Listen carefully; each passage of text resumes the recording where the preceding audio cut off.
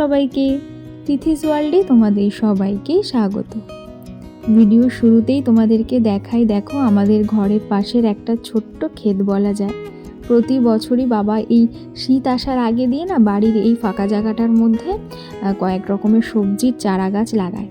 তো এবারও বেশ ভালোই শাকসবজি হয়েছে, আমরাও খেয়েছি টুকটাক। তবে জানো তো, দুঃখের বিষয় হলো কাল রাতে একটা গরু ঢুকে দেখো সমস্ত গাছের পাতা মাথার দিকে সব খেয়ে ফাঁকা করে দিয়ে গেছে। সেই জন্য ওই দিকের মাচাটা আর কি ভেঙে ঢুকেছিল বলে বাবা ওটা ঠিক করছে। তবে আর জানো তো, এগুলো রাখা যাবে না। এই যে ওরা চিনে গেল, প্রায় দিনই এসে এসে এবার এগুলো খাবে।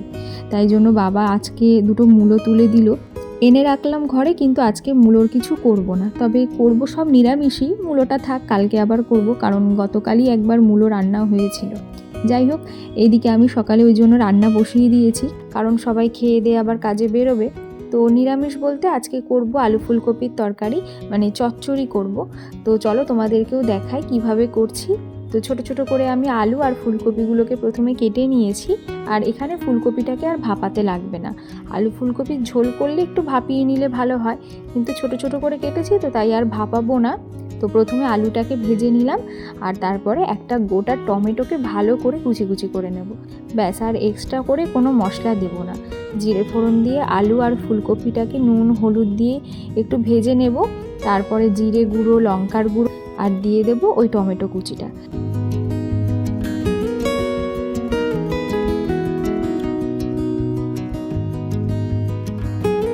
সব কিছু দিয়ে এবার ভালো করে একটু নাড়াচাড়া করে নেব, আলাদা করে আর কিছু ভাজবো না। আর এরপরে দিয়ে দেব জল। জলটা কিন্তু আমরা চচ্চড়িতে দিই না, মানে ওই ঢাকা দিয়ে দিয়ে কিছুক্ষণ নাড়াচাড়া করতে করতেই সিদ্ধ হয়ে যায়। কিন্তু যেহেতু ওই যে তারা আছে, একটু সবাই খেয়ে বেরোবে, তাই জন্য একটু জল দিলাম। দিয়ে দেখো 5 মিনিট মতন ঢাকা দিয়ে রেখেছিলাম। ততক্ষণে কিন্তু খুব সুন্দরভাবে সব কিছু সিদ্ধ হয়ে গেছে। আর সাইডে ওইদিকে এখন সবার জন্য একটু চা করছিলাম, আর মাম্মা উঠে গেছে, তো ওর জন্য দুধ গরম করে নিচ্ছিলাম। তো যাই হোক, এদিকে আমার চচ্চড়িটা কিন্তু হয়ে গেছে। নামানোর আগে দিয়ে কিছুটা ধনেপাতা ছড়িয়ে নামিয়ে নেব।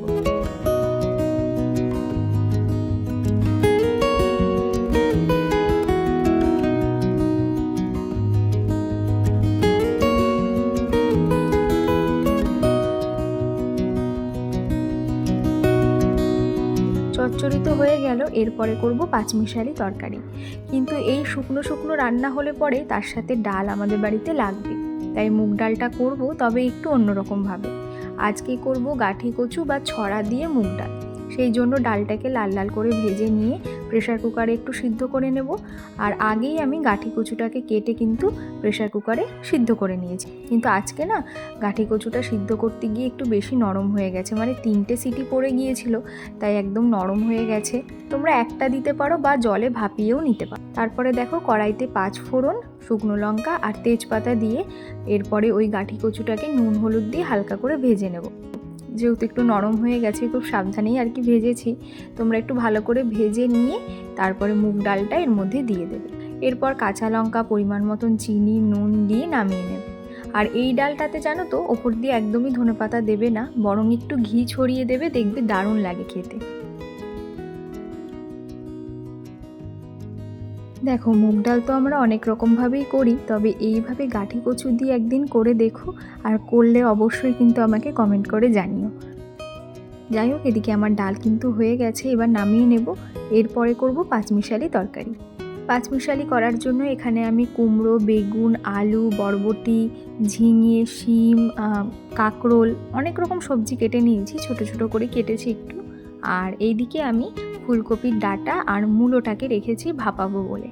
পাঁচমিশালি করার জন্য সবসময় আমি আদা লঙ্কাটাকে থেতো করে নিই, মানে পেস্ট করে বা ঘষে দিই না, একদম থেতো করে, কিছুটা গোটা থাকবে কিছুটা আবার পেস্ট হবে, এরকমভাবে দিলে পাঁচমিশালির গন্ধটা না ভীষণ ভালো লাগে।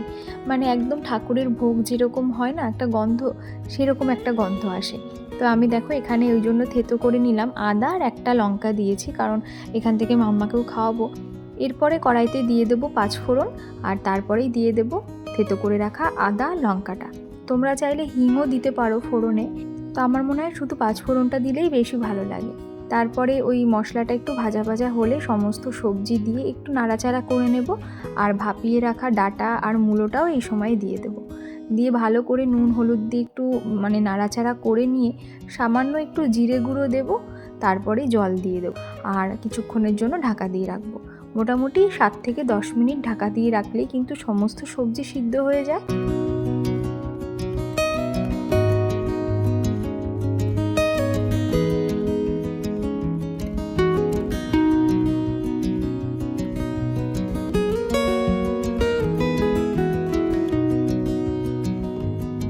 এরপরে নামানোর আগে একটু খুন্তি দিয়ে ভালো করে নাড়াচাড়া করে না এরকম ঘেটে লাবড়ার মতন করে দিতে হবে, যাতে একটু মাখা মাখা লাগে। আর নামানোর আগে দিয়ে দেবো ধনেপাতা কুচি। এইখানেও তোমরা ঘি দিতে পারো আর ধনেপাতা দিতে পারো। আর এখন যেহেতু শীত, সমস্ত তরকারিতে একটু ধনেপাতার গন্ধ না হলে ঠিক ভালো লাগে না, তাই জন্য একটু ধনেপাতা ছড়িয়ে নামিয়ে নিলাম। ব্যাস, আজকের মতন রান্নাবান্না কিন্তু আমার কমপ্লিট।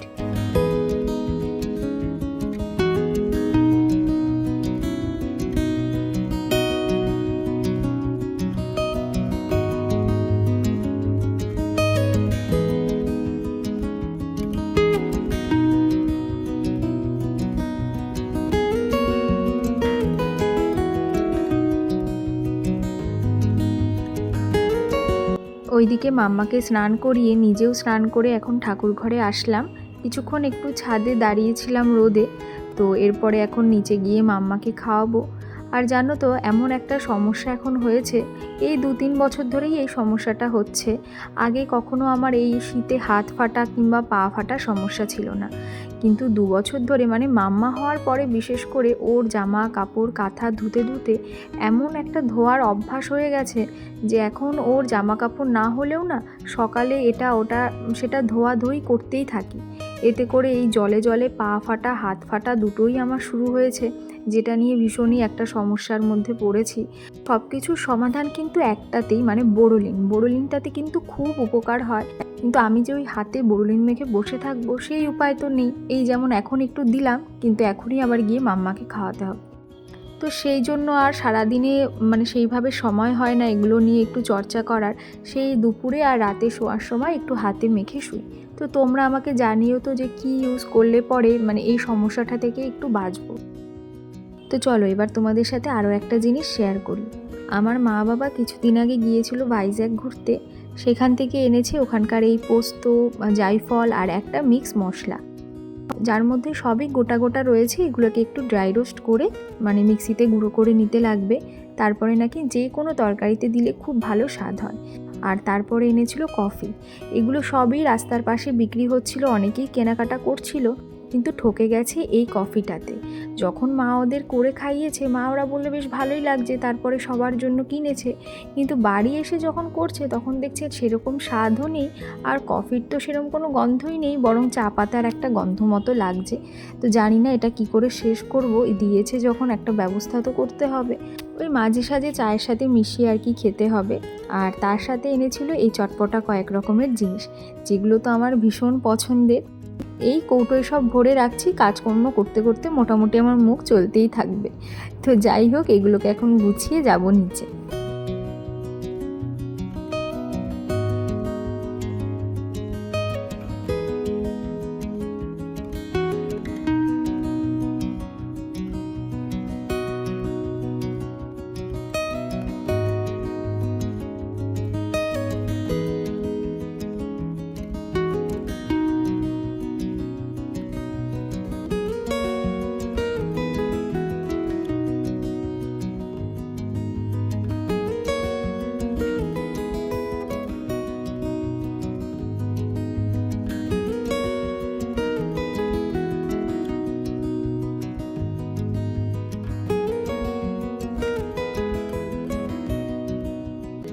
কি বলছিস?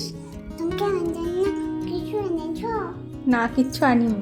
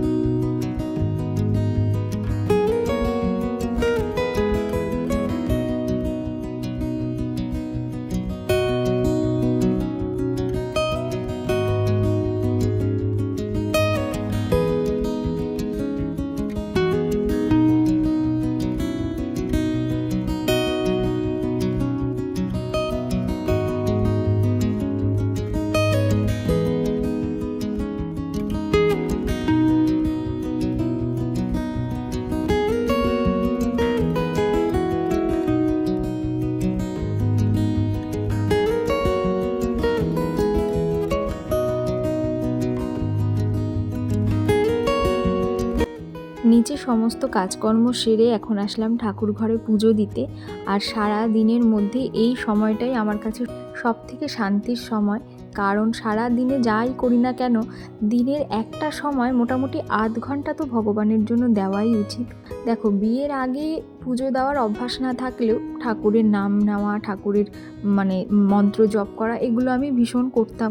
আর এখন নিজে যখন পুজো দিই তখন অনেকটা সময় চেষ্টা করি ঠাকুর ঘরে থাকার।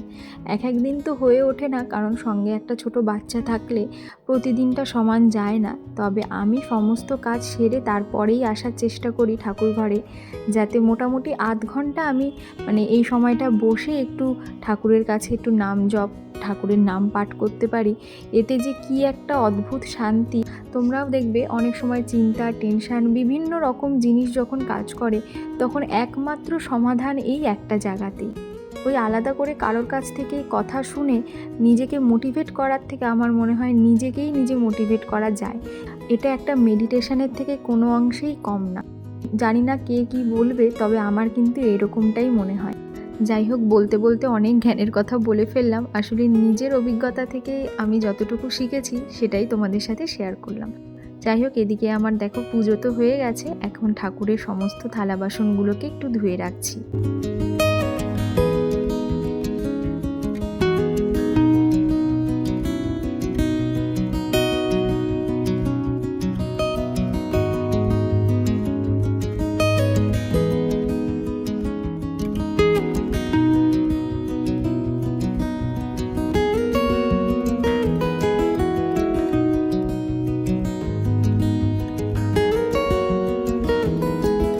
আজকের মতন তো সমস্ত কাজকর্ম শেষ, আর সেরকম কোনো কাজ নেই। ওই সকালের দিকে যা রান্নাবান্না করেছি দুপুর অবধি হয়ে গেছে। রাতের দিকে গরম গরম ভাত, একটু সিদ্ধ বা ভাজাভুজি কিছু করে নেব, যেহেতু নিরামিষ আর কি। তো প্রত্যেক নিরামিষের দিনেই আমাদের এমন হয়, রাতে গরম গরম কিছু একটা করে নিই। তো এছাড়া আর কোনো কাজ নেই। এখন নিচে গিয়ে মামাকে নিয়ে এসে ওকে নিয়েই একটু বসবো আর কি। তো ভিডিওটা সেই জন্য আর বড় করছি না, এখানেই শেষ করছি। কেমন লাগলো এই ভিডিওটা তোমাদের অবশ্যই কিন্তু জানিও। যদি ভালো লেগে থাকে একটা লাইক করো, আর যারা যারা আমার চ্যানেলটা এখনও সাবস্ক্রাইব করোনি তারা প্লিজ আমার চ্যানেলটা সাবস্ক্রাইব করে আমার পাশে থেকো। আবারও খুব তাড়াতাড়ি দেখা হচ্ছে নতুন ভিডিওতে। সবাই ভালো থেকো, সুস্থ থেকো। Thank you.